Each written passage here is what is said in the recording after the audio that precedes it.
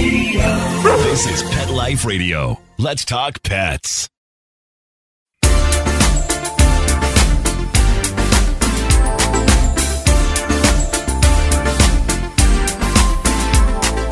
Rappaport to the rescue with award-winning animal advocate Jill Rappaport. Welcome to Rappaport to the Rescue. I'm Jill Rappaport, joined by my favorite partner in crime, Bill Berloni, the extraordinary trainer to all wonderful animals that have been rescued. He takes them from the streets and makes them superstars and part of his family. Bill, so great to see you. And wow, you have been on a whirlwind.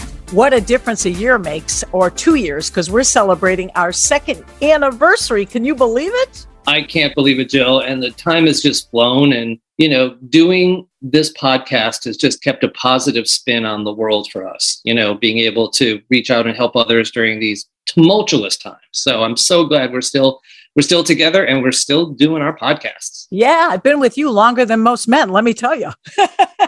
And 2 years and counting. And when we first started, Bill, things were really so grim on so many levels for so many people. And for you, thank goodness you and your family were healthy, but work-wise, it was a very frightening time for you. Yes. I mean, like every good business, we had a plan for when there wasn't work, but we had no plan for our world ending in terms of being able to supply food and medical care for our animals. So thank goodness I had the Humane Society of New York where I could work and other jobs, but it took almost a year before we got back on our feet with the entertainment industry. And now 2 years later, I can't even get a hold of you. Let me tell you, I have reached out to you. I said, come on, we're going to do some shows. Can we wait 2 weeks? Can we wait? You are so busy. You're on the road. I know a lot of the things are top secret. You're not allowed to say until they actually air or come out. But can you tell us what you've been up to? Give us a little tease and some good juice here. Yes. I mean, here in New York, the entertainment industry, especially the film industry, has come back with a vengeance. There is so much work for actors and tech people in New York, and that included having animals on many projects. And currently, I've got a couple things I could tell you about. We're doing a mini-series based on the book Lady in the Lake, which came out a few years ago. And it's about the race riots in Baltimore in the 1960s. And it stars Natalie Portman. And there were hundreds of animals listed in the scripts over the series. And I got called not to be the animal trainer, but to head the animal department. Wow. Which is the first time, yes, that I've been asked to actually set up the shots. And it's quite gratifying because instead of going in and educating people before the shots are even designed, I'm talking to the directors and the designers. So it's much less stressful going in. And that started in May and it's going to go until October. So I'm in Baltimore almost every other week filming. Wow. On this project. Disney Plus is doing a new comedy series called Fleischman is in Trouble, starring Jesse Eisenberg, and Jesse's character. From the Social Network. Yep, from the Social Network. And Jesse's character has a dachshund. So. Oh, like me. I love that. Is he a little bad boy like my Oscar Mayer? Well, interestingly enough, the character wants to appease his kids and he's walking by an adoption fair and he adopts a dog. So kind of inappropriate, this last minute quick thing. At first, the dog obviously needs a little training, but then becomes an integral part of the family and well loved and well cared for. So again, it's a comedy for Disney Plus, but it's got a lot of good lessons. Oh, the best lesson, adoption, opt to adopt. That is so great. And what I love about this project with Natalie Portman, I know that so often you're on projects where you feel a little out of control. You want to be able to work on every level with those animals to make sure they have the best protection. And so many times in so many cases, that's taken away from you just because of the people and the tier of people ahead of you. And now you have total control, which really is the ultimate to being able to protect these animals, isn't it, Bill? Exactly. And ultimately, if the animals are happy, you get the best shots. And at first, the Hollywood people were a little taken back by, well, who is this guy and why is he telling us how to do it? By my second shoot today, they were blown away by the fact that we were getting things in 1 and 2 takes and animals are happy. So again, continuing to educate people about the sentient nature of animals. They have feelings, and they deserve the same rights and care that other living creatures on the set deserve. So it's a wonderful experience, although I'm sort of breaking a mold. There's never been an animal department in which there was a head animal trainer. But it's about time. This could start a whole new trend. And ultimately, be financially very rewarding for this studio because you're really doing the job of 2 or 3 people and you're doing it accurately and quicker. Yep. And instead of working through the prop department, I'm dealing directly with the producers. And so I'm having the financial discussions. It's not as if I'm removed from that. So the producers are happy that I'm helping them work the budget and, get the best work out of the animals. And on the other hand, the director and everybody artistic are amazed that the animals are doing so well. So it's the way it should always have been. Oh, Bill, I'm so proud of you. That is just wonderful news. And on our anniversary celebration today, we're both so thrilled because we started 2 years ago on this day with the one and only Meredith Vieira. I worked with Meredith for years, and you got to meet her because of our relationship, and you ended up taking care of her beloved dog, Jasper, which sadly, Jasper is no longer here. And Meredith was so gracious and kind. When I said, it's our second anniversary, we need you to kick it off. She said, I'm in. We're going to be speaking to her coming up. And Bill, this is really special for us. We're really coming full circle, not only with her, but also the story of Jasper. It's really great, isn't it? Yes, it's great on so many levels. And for me personally, both you and Meredith provided important moments in my career. You giving me the first network interview, and Meredith bringing me on the Today Show certainly raised my status in terms of the work that I do. And so being here today with both of you, having started our podcast with both of you, and revisiting that has a special place in my heart. Oh, thank you so much, Bill. Well, when we come back, happy anniversary, happy anniversary. We are going to have our one and only special guest, Meredith Vieira. Stay tuned. Hey everyone, Michelle Fern here. Dogs are part of our family. They're just our fur babes. And we want them to feel comfortable and cozy. And above all, make sure they're safe and protected. And that's how Diggs feels too. That's Diggs with 2 G's. They're dedicated to improving the safety, happiness, health of your pets. And they have great, smart, stylish, super easy to use products. I love the Diggs Revel collapsible dog crate. And it's not just a crate that you need when you're crate training your pooch. This crate is fabulous. For your older dog, dogs love having a little area they can go in and nest that's just their own. It's wonderful for traveling. If you're visiting people this summer and you're taking your pooch, take the Revel with you. It's a great way to set up a little space for your dog inside the area that you're staying in where they feel comfortable and safe. And guess what? The Revel collapsible dog crate is a cinch to use. It's so convenient. You can literally raise it and collapse it with one hand.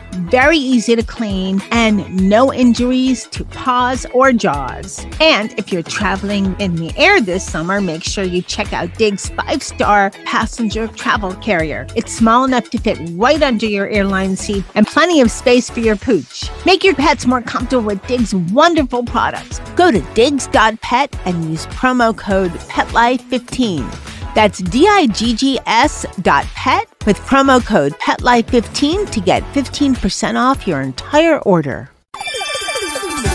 Let's Talk Pets on PetLifeRadio.com.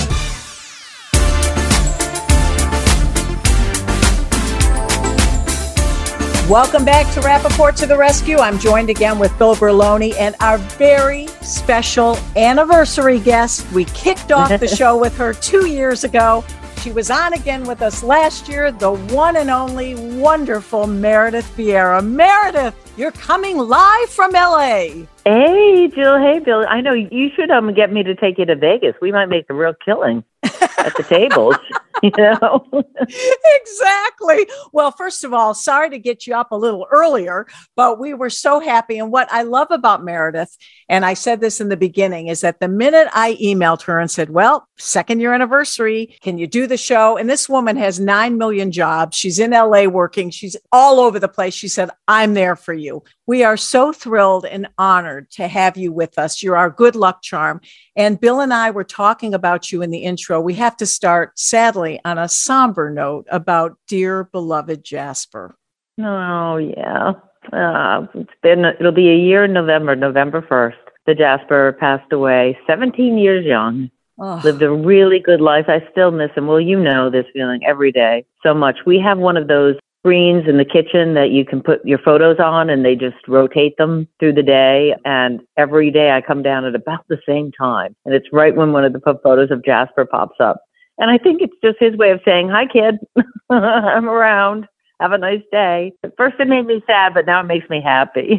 Well, yes, just to have them close, because when they go, a piece of our heart goes with them. And, when Bill and I spoke with you a year ago, he had just survived that incredible coyote attack. I mean, no dog should have survived that at 16 years old. And he was really doing incredibly well. Yeah, he actually, that was in 2020, right when the pandemic was starting to gear up. It was June of 2020. And he made a remarkable recovery. He should not have survived. The surgeon who worked on him said to me, after initially observing him when I brought him to the emergency care unit, he said, this dog, I've never seen a dog with more will to live. And that really summed up Jasper. He was a scrappy guy, and he made it through. And then I became the Clara Barton of my neighborhood for dogs. And he and I, we worked it together, and he was great. And then unfortunately, 1 year later, he started having a few strokes, and I took him to an emergency care unit again, the same one. They're lovely people. And they said, this often happens with older dogs. We could try to diagnose the issue, but there's really nothing you would do about it. If he has a tumor, it's not likely you're going to go operate on a dog this old, who's been through so much. And so we were monitoring it, and he had one more little one, and I just sort of held him, and it was okay, and he got his fluids. And then this last time he had a stroke, and it was clear. It was greater than that, You know how you know. Yeah, it's just the worst feeling in the world. You just feel so helpless, and you want to be there for them. And then you say, who's there for us? Because the loss is overwhelming. And Bill, I think so many dogs, so many animals like Jasper that are so feisty and, really have quite a personality. They seem to really survive extra long, and they have a will to live, those feisty dogs. Bill, you trained Jasper midlife. You took him in your home and basically were trying to teach him to be a, quote, better dog, correct? Poor Bill. We were just going to give him some different set of manners. How'd that work out, Bill? We tried. I know you did.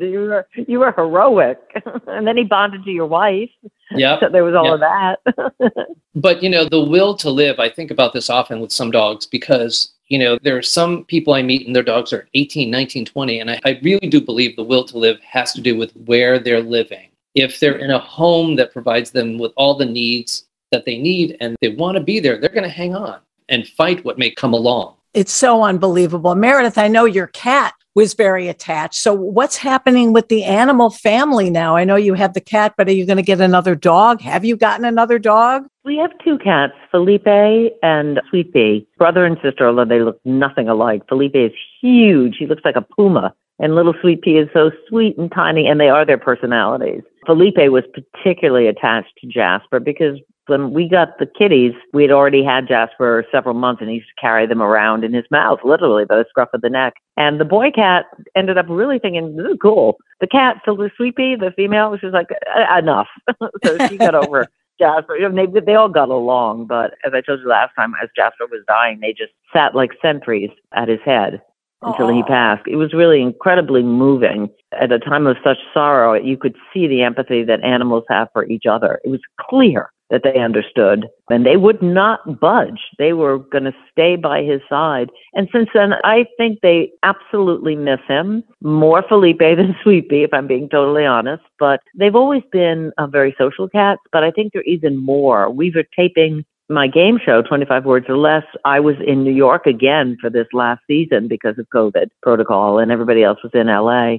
And I have a little group, a little staff that works with me. We're 5 altogether. And when those folks would come in the house, they would glom onto them. They just loved the attention, and they were a little confused. We wrapped up a couple months ago, and they were like, where is everybody? This was the party house. What happened? So health-wise, they're doing great. Felipe has a little bit of renal situation, which is very typical in older cats, from what I understand, kidney issues, but totally treatable. Nothing to worry about. Are you thinking, Meredith, down the road of maybe bringing in another dog again, or the heartbreak is just so great you need time? I need time. Yeah. I love having a dog, and there's nothing like having a dog. But when I think about Jasper, I don't think I had a dog, Jasper. I think I had Jasper. A fur child. Yeah. And people have asked me, and people are asking me pretty soon after he passed, maybe you should just get another dog. And I said, it's not that easy for me. I could see fostering, but opening up your heart again like that is a little bit scary to do. And he's not a replaceable thing. He was my buddy, and I think the day may come, but I'm not pushing it. You know what I think, Jill, and I think you're probably the same way. You know it when you know it. Yeah. Yeah. And Bill, we've talked about this. It's all about the timing, right, Bill? And you've told people that with sometimes they feel, oh, I've lost a dog, I should get another one. But you've talked to people about this, Bill, right? Like the right time is everything. Right. And, people in their effort to make you feel better go, just go out and get another dog. And they don't really and put that pressure on you. But Meredith, when the time is right, I think you know somebody who could find you the perfect dog. Had I only known you when I first got Jasper. But you know me now, so. I do. And thank you, Bill. And I really, really appreciate that. And be careful what you say, because I will call you when I'm ready for that, because I think that's a really important element in the equation for sure. But right now, I have quite a few friends with dogs, so I'm like an auntie. I do a lot of that. My son, Gabe, has the most adorable dog, Arthur. He's a mix of a Basset Hound and a Golden. He looks like he's out of like a Looney Tunes cartoon because he's so long. You can't quite figure out what it is, but he's adorable. And so I'm his grandma, and I love him. He's a gentle soul, such a gentle soul. So it's fun. It's fun to see. It's fun to see my son and his wife. This is their first dog, and the joy that it brings them, and all the issues that come with having a dog, And it's awfully fun to watch it from a little bit of a distance and see them become the dog parents that I'm hoping they would. Yeah. Exactly. And the last time we spoke, you were getting ready for the big wedding. And it came off. It was last September 4th, or that Saturday. It was supposed to be the 5th or the 4th the first year, and then it got canceled because of COVID, postponed. And the Wednesday before the wedding, they got married in Tarrytown, New York, which is up along the Hudson, Westchester. 3 days before, on the Wednesday, there was a huge rainstorm, massive, where so many inches of rain fell in a very short period of time, flooded our basement. If you had seen, we were sitting upstairs, and Allie, his now wife, and I were going, oh, it's so peaceful here. And Gabe said, do you guys have water running? And I'm, what are you talking about? He said, Mom. And we get to the top of the stairs, go to the basement, and you can hear it's coming through the door in the basement. Oh my God. Well, I looked up at the heavens and said, why? Why are you? I think it was a good sign, though. That must have been a good sign. I guess when we got our brooms and were pushing the water out as quickly, because there were lulls in the storm. And then we thought, oh, great, the worst is over. And then it came again. But fortunately, a few months earlier, we had wall-to-wall carpeting down there, and we just took it all out and put down these tiles. They're like a floating tile. Thank God for that. Everything dried out fine. It was not a disaster. And the wedding, the most important thing, went off without a hitch on Saturday. It was a beautiful day. Oh, well, mazel tov. We're so happy for you and your wonderful family. And Meredith, every time I turn on any show, there you are. First, I'm watching the Today Show, and who's in the audience doing her groove thing, waiting for Harry Styles to come out, but Meredith Vieira. Yeah, but you know what? That's not how devilish those people are. And you know them, Jill, as well as I do. They saw me. I brought one of my dearest friends, Anne Hallowell, her granddaughter, Malka, loves Harry Styles. She's a senior, she and her friend, and she's had a kind of a rough year, like so many kids, because of COVID and the isolation. And she called me and said, do you think you could get tickets for the show, the concert? And I said, I don't think so. I really don't. I will certainly try. And I didn't even know that he was going to be in concert at the Today Show. Are you kidding? The former host of the Today Show, a legend. If you can't get a ticket, I give up. Well, what happened was I called Hoda. I left a message, and I said, Hoda, I understand the answer is no. I'm sure you have thousands of requests. I just would feel rotten if I didn't ask, because this is for a lovely girl and her friend. And she called me back and she said the same thing. She said, what is your problem? You hosted this show. Of course you can get a ticket. She said, you'll pay for my lunch, but you'll get a ticket. But that is what is so lovely about you, Meredith, and why we love you so much. So many people that have had that role, that have had a job as big as yours, would just show up there and say, hey, do you know who I think I am? You are the most, you have no ego. You're so sweet. You're so polite. You're so kind. You're so unassuming. That is Meredith Vieira. That's why we love you. It's because I do know who I I don't want anybody else to remind me, like, yeah, sister, we know who you are. But meanwhile, I saw you rocking out to him. Well, yeah, he's adorable. And the thing about Harry Styles, I mean, now I sound like Mrs. Robinson here, but he is really good-looking guy, but he's very talented, and he gave so much to that audience. It was a terrible day, as you know. I looked like a drowned rat. Al Roker made sure that I was put on camera as a drowned rat. Look great. And pointed it out because I wasn't really prepared. I had it on a yellow slicker, though, but Harry Styles, he stood there. He did a whole sound check and performed a song all the way through. It was great. He's a class act. He's a smart guy because he knows how much he needs those people, and he really respects them, and he's grateful for them. And he will go, well, he's already gone very far, but I think he will continue to grow as an artist because he has humility. Oh, I know. He is just so adorable. Love the hair. The outfits, sometimes, not so sure. But I know exactly what you mean. But when you're standing next to him, it almost makes you think I could wear that, I guess, because he does it so well. It doesn't look like, when I see pictures, I go, that guy is a little nutty Luigi. But when you're next to him, it's fantastic looking. He looks great. Switching channels again just last week. And there you are with The View, talking about 25 years. You were the first moderator. You were talking about your relationships and how things have changed over the years, showing the old clips. I thought that was so fascinating because back then you really were, the whole show was so ahead of its time, but you had secrets you had to kind of respect and observe, which kind of pissed you off a little bit, right, Meredith? Yeah, and we talked to it really honestly about, first of all, I'd seen Joy on and off and Deb on and off because she had moved out to LA and I'd done her Hallmark show out here. That's Deb Matenopoulos. Matenopoulos, right. And I think I'd seen Star once, but it's over a course of many, many years. You really do pick up where you left off. But what had gone unsaid during our time together, and I was there 9 years, Deb was the first to leave, then I did, and then Star, and then Joy came back. But a lot of it revolved around Star, actually, and her health issues. And I give her a tremendous amount of credit because at the time, and I sort of confronted her maybe that's not the right word, but I owned up to our feelings back then. We were angry that we were being asked to act like we thought it was normal. And we supported, when she said that she loved her weight and all of this, that we were supposed to just go along with all of this. And she said, I was really depressed.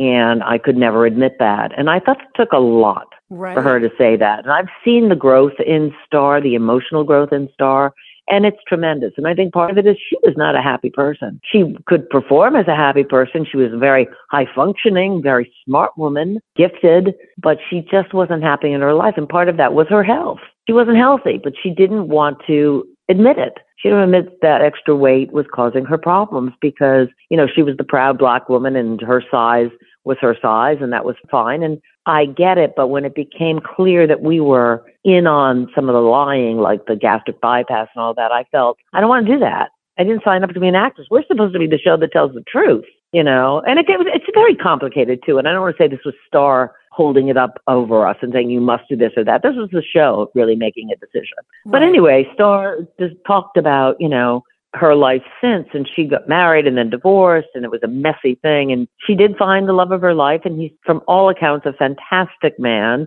has a son that Star has essentially taken as not his mom. She knows she is his stepmom, but loves him to death. And actually, we went to dinner, the group of us, after that shooting at the hotel, the taping. And I don't want to say we were raucous, but we were like we were back to where we were 20-some years ago. And while we were sitting there, he called her just to check in. And you could tell by the way he talked to her how much he loves her and how much she loves him. I said, Star, I never put you in that category as parent. She said, neither did I. But isn't that special? That's really nice. Because, I worked with Star too. She was at the Today Show before The View as their legal consultant. And I shared an office space with Star, and boy, was she outspoken. I got such a kick out of her, but I have to be honest, I was a little afraid of her. Yeah, she was tough. Because she was tough, and she had that ability to make you scared. Right. And that was her armor. We all have our armor, and that was hers. What's amazing is that you were the moderator, yet you still had to have the force, the powerful Barbara over you. So even though it was a show where you were supposed to express your quote views, Barbara had a lot of control over that as well. Yes, she did. I mean, Barbara's the only reason that show stayed on the air. They would have pulled it in the first year because the ratings were so low.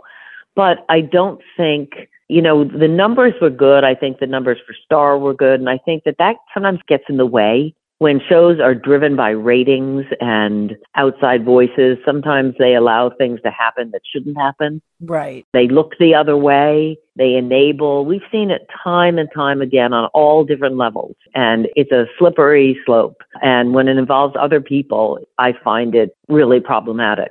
But again, that's all sort of water under the bridge. And as we were sitting there and talking, I wanted to remind Star of something that I believe made it into the piece. I didn't see the final piece, but that when my husband, Richard, who is doing great, by the way, he had 2 bouts of colon cancer. Yeah, thank God. Knock on his head because it's wood. I'm knocking. And knocking. The second time I was in hair and makeup when I found out, and I was walking through the hall and I was starting to cry. And I said, "Oh my God, he has it again." Oh. And Star was in her office. She came out. She pulled me in, and this was genuine Star. This wasn't phony. She said, "Let's just take a moment and pray." And I said to her in the interview, I said, "I'm not a prayerful person in that way. I feel that I'm spiritual, but I don't know that that would have been my first thing to do." And it was such a kind thing that she did and totally heartfelt. And I never forgot it. And and she said, "No, I remember that." And I guess it was my way also pointing out, like, we had complicated relationships, all of us, but at the bottom of it all, there was a love and a respect because we were forming a family from the ground up. And every family has dysfunction. I'm sorry, it does. And we had our share of it, but there also was a real bond. And I could feel it in that hotel room a few weeks ago, too. Well, you'll be happy to know that story, that heartfelt, touching story, which actually brought a tear to my eye, did make it on the air. So good. Yes. And I thought, wow, that was another side of Star that I probably didn't realize and didn't know. Yeah. So it's amazing. And Bill and I were talking about you in general, Meredith. First of all, Bill, it gives us credit for his career, which is amazing. But you have been such a force in the industry. And forget all the accolades and all the titles. You've had the biggest and best jobs in this business. But yet you and Bill, you agree with me, have remained, as I've said earlier, so grounded, so down to earth, and so real. What is the secret? Is it that you just were born without an ego? Well, we all have an ego. We all have an ego, and I think I have a healthy one. But I don't know. I never drank the Kool-Aid, and at least I tried not to. And I'm sure I can attribute that to my parents. And my dad's philosophy was to get anywhere in this world, you have to be a hard worker and always lead with kindness. Just always. Because it comes back to you. It's a boomerang. If you lead with it, it will return to you some form or another. And it's the right thing to do. So I think I was so consumed with just doing well at what I did that I never stepped back and went, wow. I mean, there were moments where I think I'm so lucky I'm at the Olympics, or I'm tracing my roots in the Azores, or whatever it was I was doing, or I'm traveling here, there, and meeting all these people, or hosting a game show one week and then a talk show and news and all of those things. And they're great. They're woven into the fabric of my life, and I love them all. But I just never, maybe it's that I'm kind of shy because the stardom part of it always made me nervous. I didn't like it. I knew it was temporary, that kind of stuff, it doesn't last. So if you rest on those laurels, they're not real. They're all glitter. And it's really nothing under, eventually you can peel off the glitter. And I don't know. I just never quite went there in my head. I also have a husband and 3 children that would never have left me. And every day I was cleaning up Jasper's poop, so things life takes on a whole different perspective when you got a doggy bag, poop bag in your hand. Yeah, that's part of life. So well, Bill will tell you, in fact, he called me while he was taking care of Jasper. Bill, you can recall that conversation that you were so touched by the way Meredith was and is as a human being. Oh, absolutely. Absolutely. I mean, to even go on air and say, my dog is a mess, and I've hired this trainer to do it, but it's the truth. It's part of everybody's fabric of life. And again, that kindness and that truth that Meredith has just came through, because I think people learn something. Oh, totally. They totally did. But I mean, learned you so two are much. two of the kindest people that I've met. I mean, and I think we all gravitate toward each other. It's like that secret handshake. Oh, I know you. You're a good egg. I want to be in your corner, you know? Well, Meredith, we cannot think of anyone that we would rather celebrate our anniversary with than you. You are our good luck charm. We're going to be, as you know, next May, I'm going to be emailing you like it's coming up again. You are so special to us. And I really believe the reason we're still here, I feel like you're the reason. You kicked us off. You're the cornerstone every year. And we just... Oh, see, those are my dogs agreeing. I think I don't know if he agrees or is loudly disagreeing, but either one. They're totally agreeing, but we love you so much, Meredith. And again, we know how busy you are. You're in LA now. Anything you'd like to plug? Any new projects? I can't imagine you have something else on your plate, but I do. I have a special with Kate Berlant and John Early, who are two wonderful young comedians, John Early and Kate Berlant, and they have just completed a project for Peacock, NBC streaming source, and it's a special, and they asked me if I would be part of it and play sort of a goofy version of myself. And we were two comedians had a falling out. They were famous at one point, and I get the first interview with them after they've sort of come back together to explain what went wrong. And so I said, my agent, Michael Glantz, called me and said, are you interested? And I said, let me look them up. And then I realized I knew who they were. And I said, absolutely. The funny thing is when I told my daughter that, that I was going to do this, she said, why you? Like joking, but Mom, that's how nice. Cool. You're cool. You're with them. They're like really cool. And so we were laughing about it. And I went and I did the scenes with them. And a lot of it is ad lib, which always I go, oh my God, where are the lines that I learned? What are you talking about? But then I love doing it. And it's just different. It flexes different muscles. And you never know. I mean, I'm lucky that I have a career that's varied enough that people think of me for certain things. They think of you for everything. What haven't you done? I don't know. Oh, I mean, seriously, think of all your roles. Other than a porn film, Meredith, what haven't you done? Oh, well, I didn't tell you about that. No, I'm only kidding.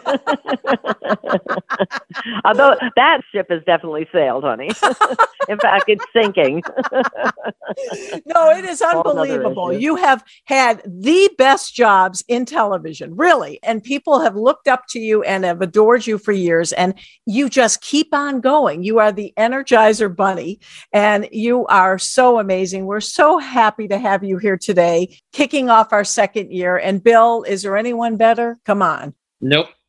And again, she gets the best jobs because she's the best person. That's so true. Thank you, guys. Well, good luck this season, and you better call me in May. Oh, you can count on that. We love you, Meredith, and have a great time in LA. And I know you got all dolled up and you look fabulous, even though we can't see you. I'm going to go out to lunch.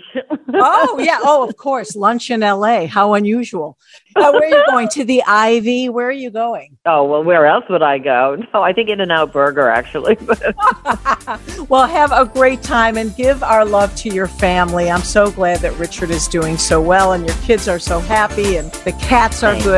We love you and thank you so much for joining us on our second anniversary of Rappaport to the Rescue. Let's Talk Pets every week on demand, only on PetLifeRadio.com.